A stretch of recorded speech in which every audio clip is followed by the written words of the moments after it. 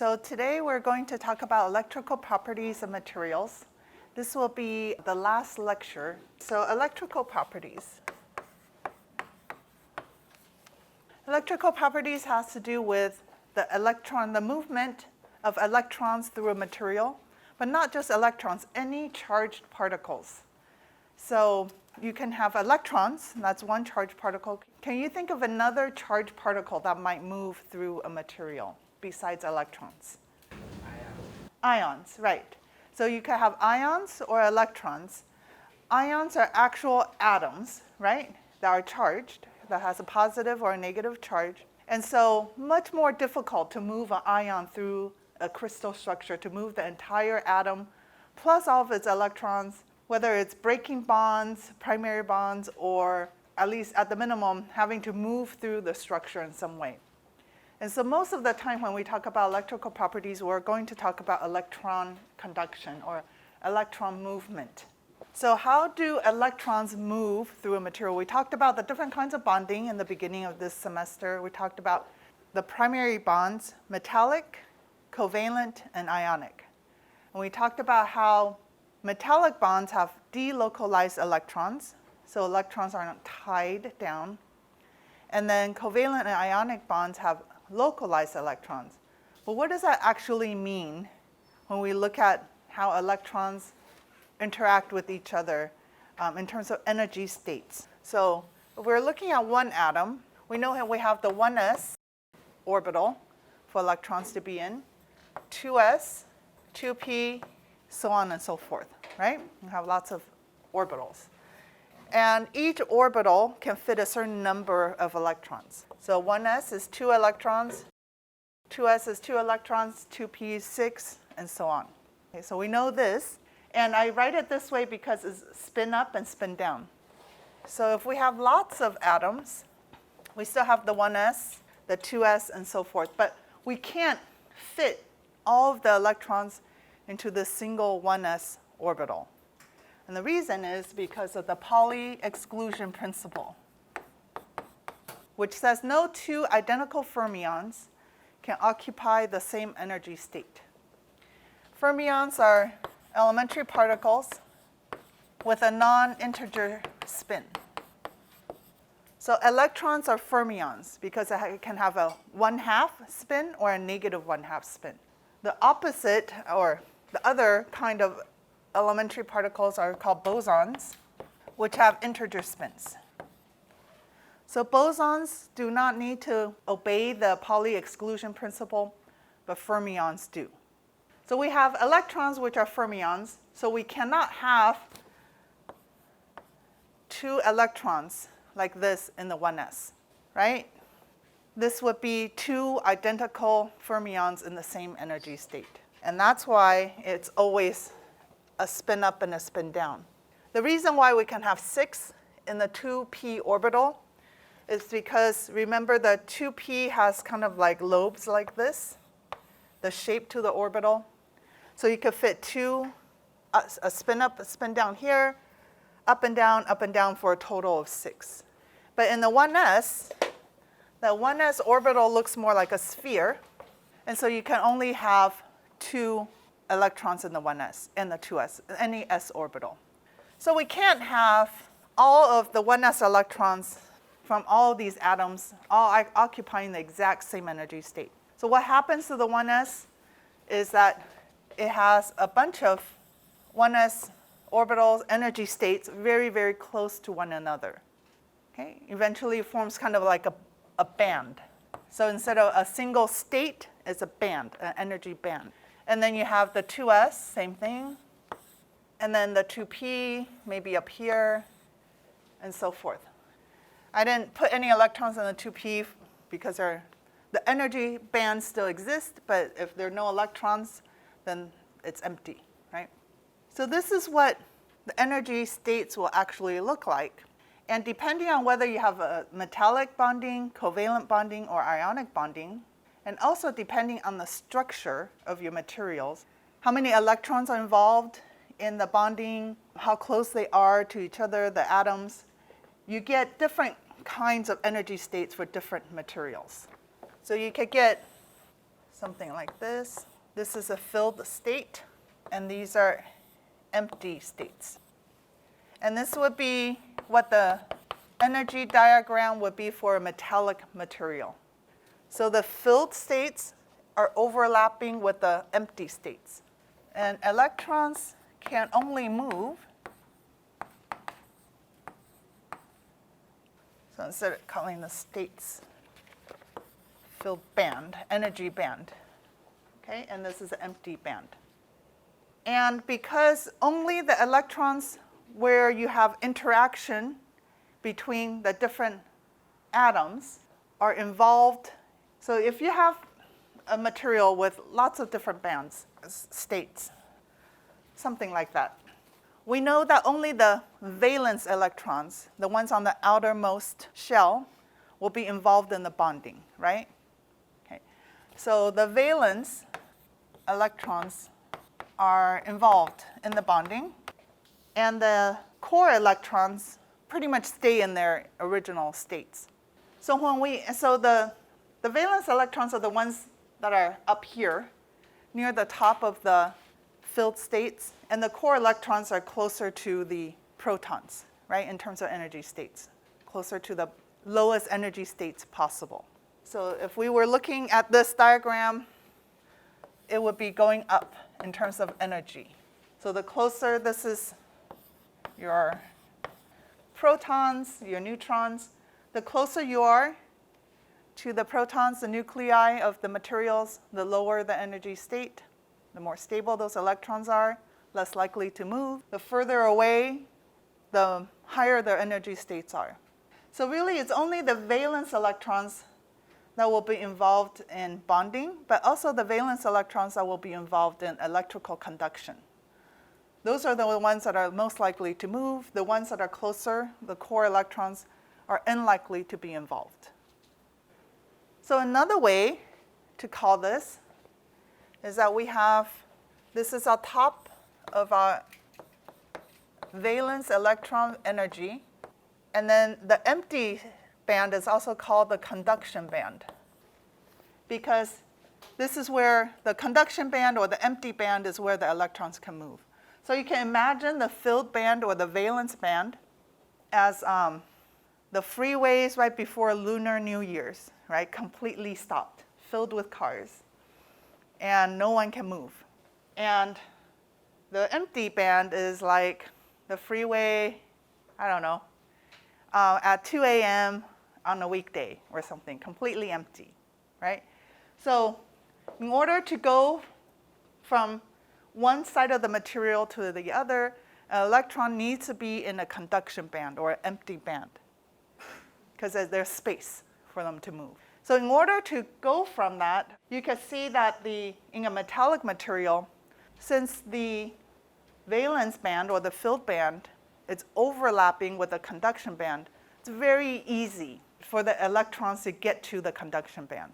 It's right there, right? Doesn't have to do much to get into the conduction band, therefore it's very easy to move the electron.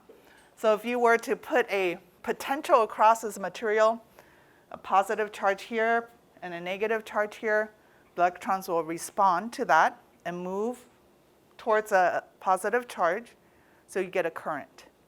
So that's metallic materials. The opposite is true for an insulator. So this is so here's my conduction band, and EC is my lowest energy of that band.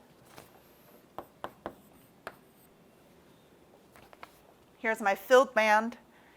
EV is my highest energy of that valence band. EG, EC minus EV, and it's also called the band gap. In the band gap, there are no energy states. There's no 1s, 2s, 2p. There's nothing in here. No energy states. That means electrons cannot exist in the band gap. There are no states for them to exist in. They could be in the valence band or they could be in the conduction, but they cannot be in between. And we know that electrons in the valence band cannot move. In order for them to move, they have to go to the conduction band. The energy band gap is so large in the insulator that it is very difficult to move electrons from here to here. And that's why they cannot conduct electricity. You could supply heat, maybe. The energy to move electrons can come from anywhere, any source of energy, right? It could be radiation, it could be thermal, work kind of energy. There are lots of different ways to supply energy to a material. But the energy band gap for insulators is so large that usually what you end up doing is you end up breaking bonds and degrading the material before you can actually get the electrons to move to the conduction band. So it's very difficult to get the electrons up there, therefore you don't have a lot of conduction. So the energy band gap for a metal is 0 electron volts. For a insulator, it's usually considered above 3.0 electron volts. It's considered a large band gap. And a semiconductor is in the middle. A semiconductor has an energy band gap in between that of a metal and an insulator. So a semiconductor can conduct electricity if you give the electrons enough energy to move from the valence band to the conduction band. But if you don't give the electrons any energy, then the material will not conduct electricity. So the way these bands look and whether they have a band gap, how far apart those bands are, depends on the type of bonding you have and also the structure, the crystal structure of the materials. It is possible to calculate this, what the energy bands look like, by knowing how many protons you have, how many electrons you have, what the attraction is between the protons and electrons, and also the interaction between the electrons. It is only really possible to do that calculation manually for the simplest of atoms, like a hydrogen atom. If you're talking about anything more complicated than that, it's a very complicated calculation, but you can use computer simulations to model that. So this is something that scientists have calculated to see what the band's structure looks like for different materials. So let's talk about metals first, and then we'll get into semiconductors. So V is voltage. We have the units of volts. I is current, units of amps, and resistance in the units of ohms. So V equals IR, very simple and common. I'm sure you've all seen this before. If we're talking about inside a material, we use this, but slightly differently. We say resistivity, which we write as rho, and that's equal to R.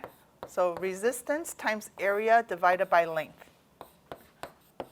So assuming a rod or some material of constant surface area, and the length of that material, so resistivity, how much resistance this material will provide your potential, is the resistance times the cross-sectional area divided by the length of that material, or the distance between your two electrodes that you're measuring. Your current conductivity,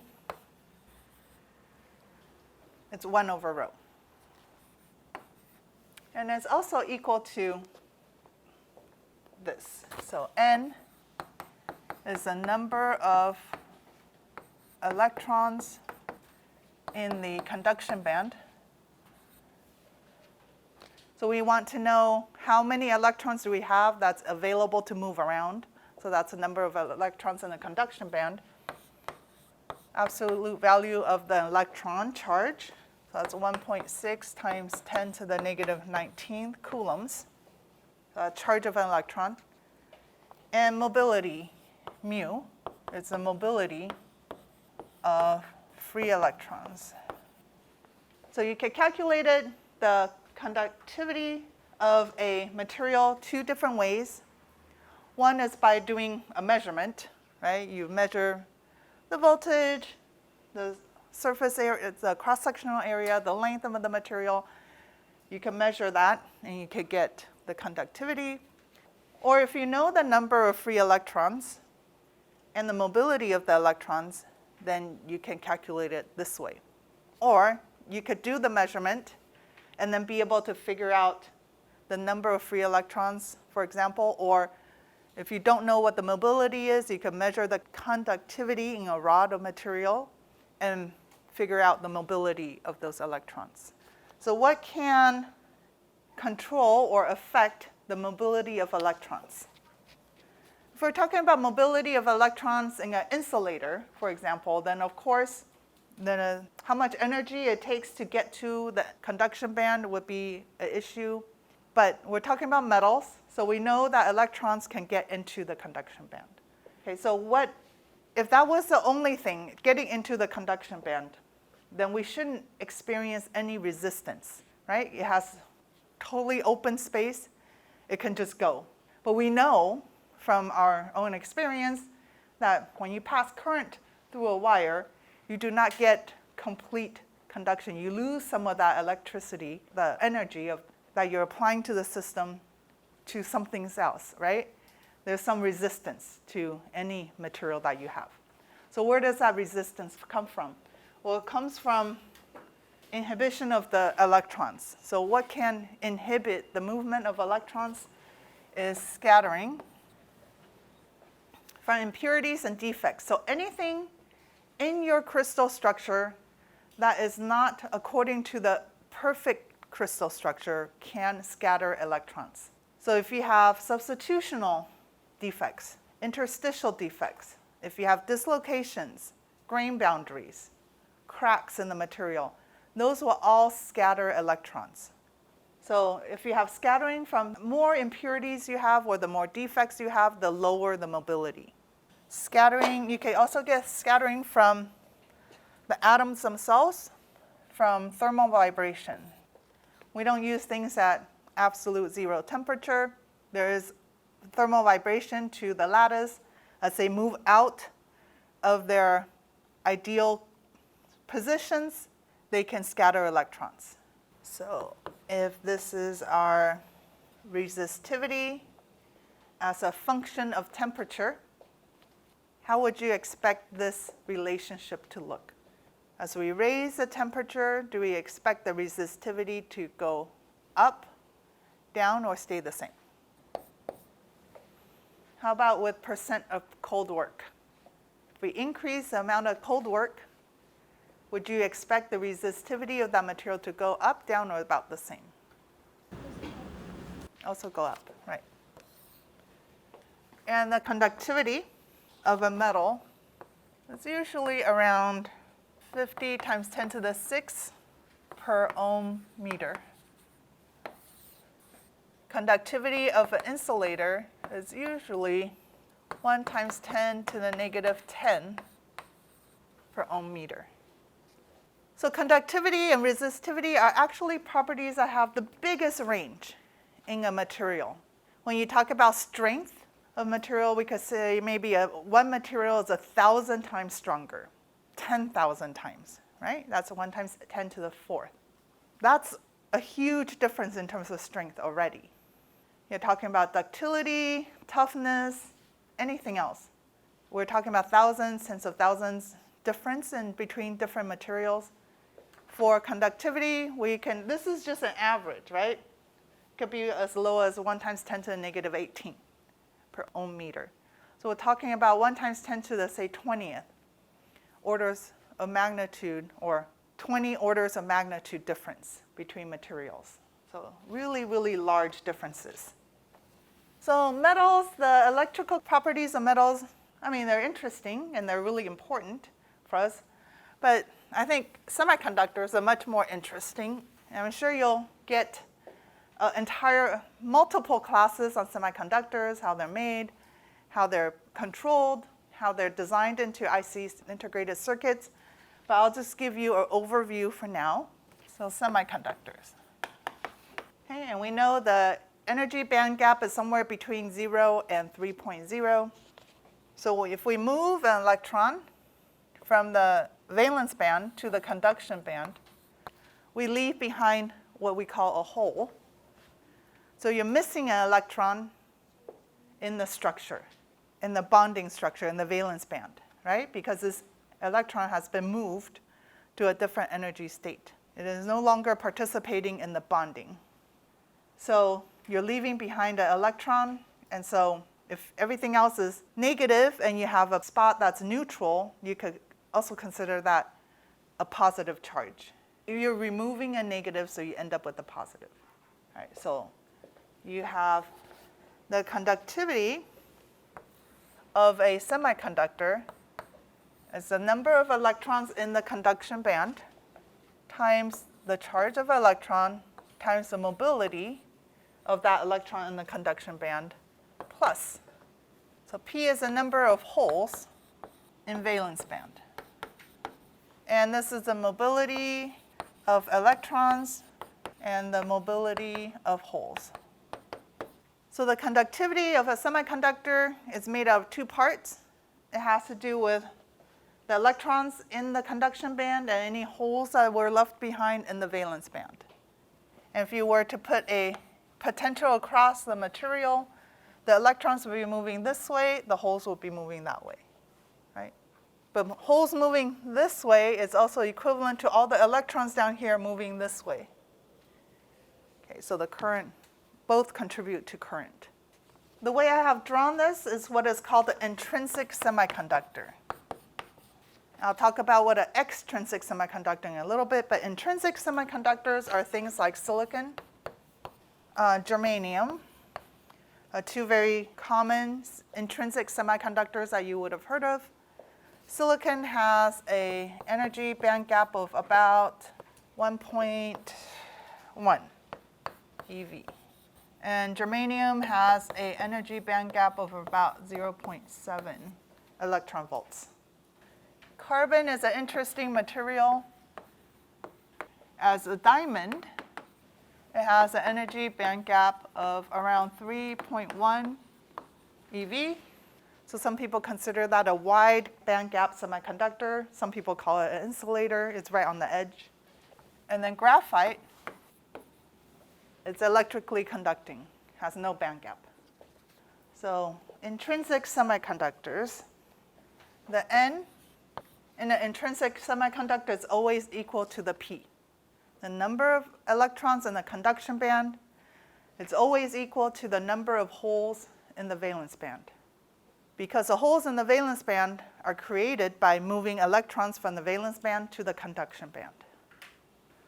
Would you expect the mobility of electrons to be equal to, greater than, or less than that of the mobility of holes? Greater than, right? Does everyone kind of see that?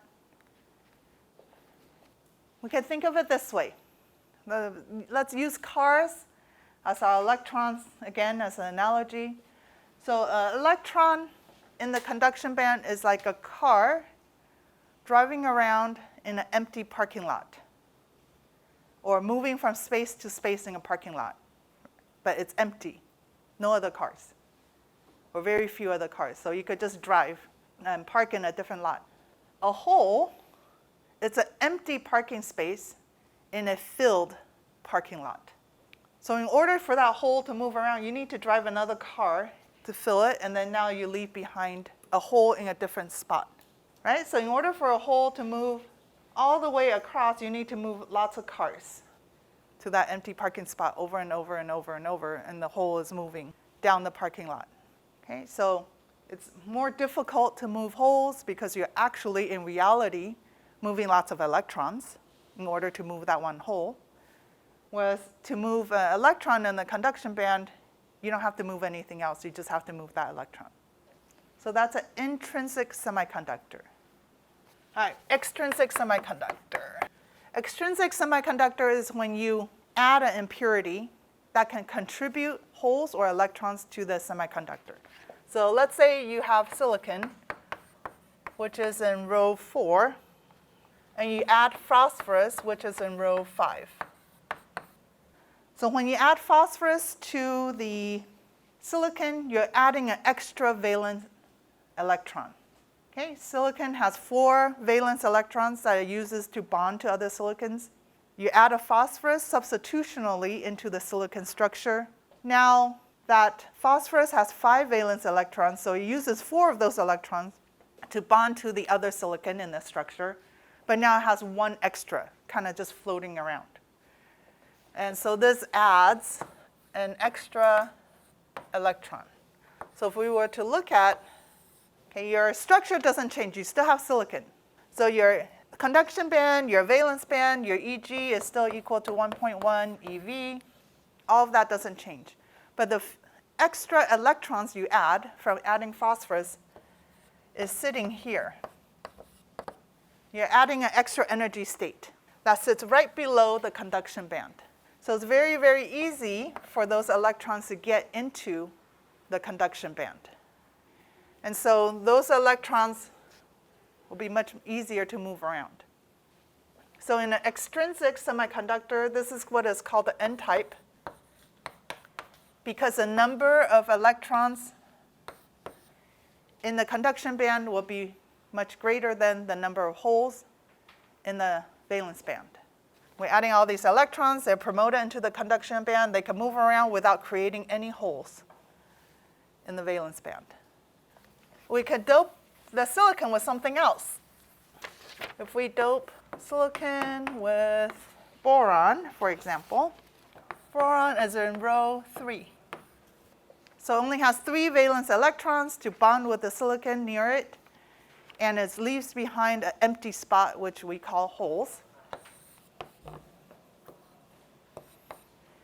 You get those holes sit in an energy state right here. So you can move electrons here into this state, which will leave behind a hole in the valence band. And so in this case, the number of holes is greater in the valence band. It's greater than the number of electrons in the conduction band. So this is called p-type.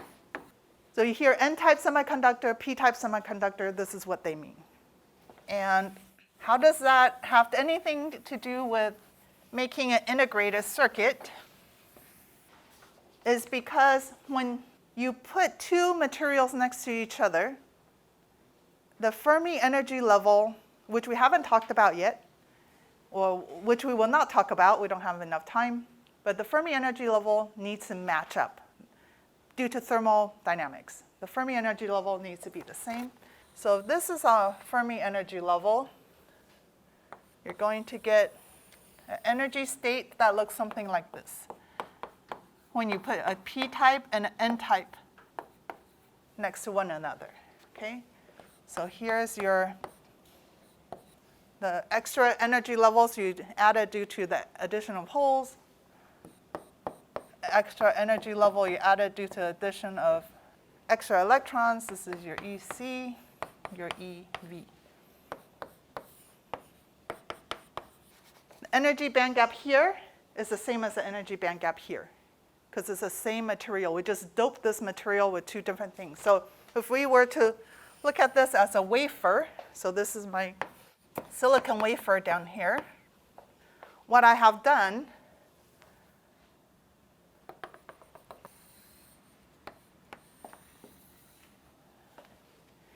is doped this little area of my silicon wafer with boron and doped this little area of my silicon wafer with phosphorus.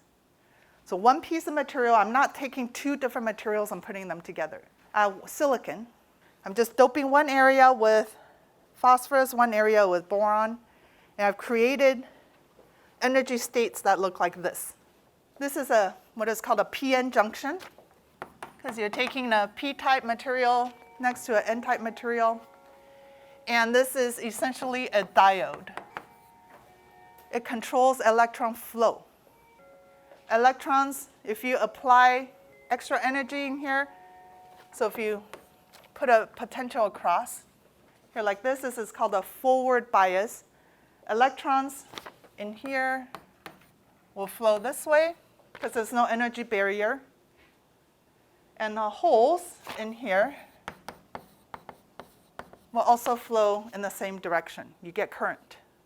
Because in order for the holes to keep going, actually is decreasing in energy, so it's easy. But if you put a reverse bias this way, it's very difficult for the electron to flow in the opposite direction because it has to gain energy. So you're creating a diode that kind of controls the flow of electrons in one direction only. And let me just take a few minutes to talk about what a transistor will look like. Okay, so you have a p-type, an n-type, and a p-type here. So by adding energy to the system, applying a voltage, you can, when you apply a forward bias, you can actually get electrons to flow in this direction. And then when you apply a reverse bias, you can get electrons to flow in the opposite direction or to get the electron flow to stop altogether. And so a transistor is a PNP or NPN. It depends on what, if you want electrons to be the ones that flow or holes to be the ones that flow. Usually we want electrons because the conductivity is faster with electrons, mobility is higher. And so this is a way to get a transistor, right? You apply a bias and you could get electron flow. You turn it off, you could get no flow. You put the reverse bias on, you could get a flow in an opposite direction. So LED, light emitting diode, is also a PN junction. Basically what happens is that the electrons combine with the holes. You apply a forward bias, electrons combine with the holes, because the flows flow across. The electrons combine with the holes, and the energy that's released from the electron going to a lower energy state is released as light. So electron loses energy to combine with the hole. Electron wants to be at a lower energy state. The only reason why at this point it is not going to a lower energy state is because the valence band is full. So by going down, it gets to a lower energy state, it releases that extra energy. If it's silicon, it's 1.1 eV.